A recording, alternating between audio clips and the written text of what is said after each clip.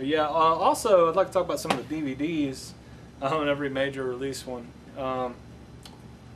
First up, I guess we'll go retro backwards with these.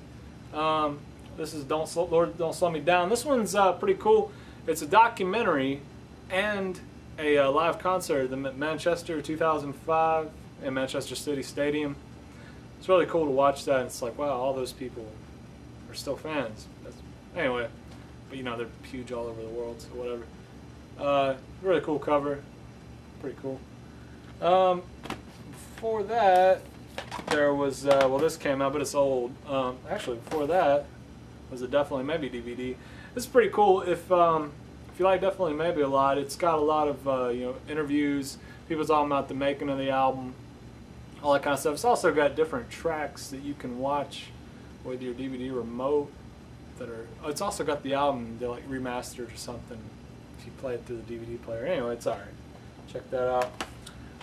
Before that, they re-released this Live by the Sea. I'd actually bought this off eBay, but it was the UK PAL version, and I can only watch it on my computer.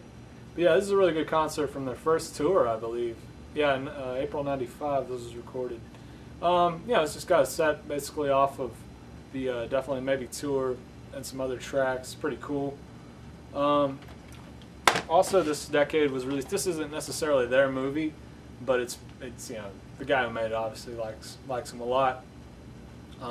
It's a documentary on Britpop's called Live Forever, and it's got, you know, Oasis and Blur, and for some reason there's a lot of focus on Massive Attack. Never quite got that.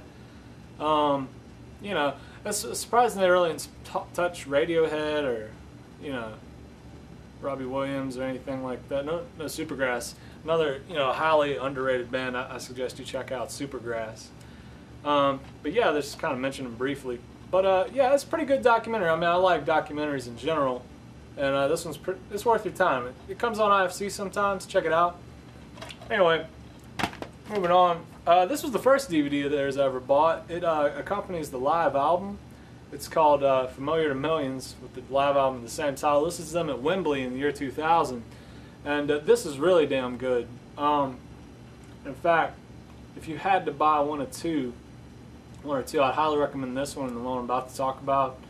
This is from the Shoulders tour, and they do a really good B-side song here called Step Out, in which Noel sings, but it's kind of a rip-off of Stevie Wonder's Alright, Uptight song. It kind of steals from the melody, but it's still a good song. Anyway, this is a good DVD. There's a shitload of people there, and it's a really good show, cool lighting. Liked it a lot. And now, last but certainly not least, the one I highly recommend if you ever buy one Oasis DVD your whole life, or if you ever rent one. I don't know if they might have this for rental somewhere or whatever, but I would say this is the one you want, the There and Then. This is from the Morning Glory tour, and it's two concerts. It's actually Earl's Court and in London, and Main Road in Manchester. It's two concerts, and it switches back and forth, little interviews here and there in between. And damn, this is really damn good. I liked it a lot. I actually had this on VHS first, because I got it for like $2 at Manifest, local record store.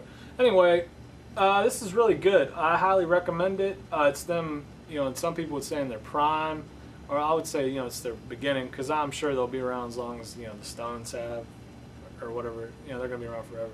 But anyway, this is, I highly recommend this one, There and Then. It's pretty cheap on DVD, I think. And it's kind of funny, at the end they do a cover of I'm the Walrus with the Bootleg Beatles, or at the time were a Beatles tribute band, and they're all dressed up in Sgt. Pepper garb. But anyway, There and Then, it's great. But you know, I'm looking forward to the new album. I've been reading a lot about it on the Oasis Newsroom website, and you know, when the bass player and rhythm guitar player were fired or quit or whatever back before Shoulders came out, they got two new guys, Andy Bell and Jim Archer, who were already in other bands, and I think they actually led the other bands they were in. But they're actually songwriters, and they're actually contributing songs to the newer albums. There's actually some on Don't Believe the Truth that are written by the other two guys, which is cool. I think, you know, it's with those two on board, I think it's definitely going to last a long time. Maybe they'll have no shortage of songs, period. But yeah, I'm looking forward to it. Dig Out Your Soul comes out in October of 2008.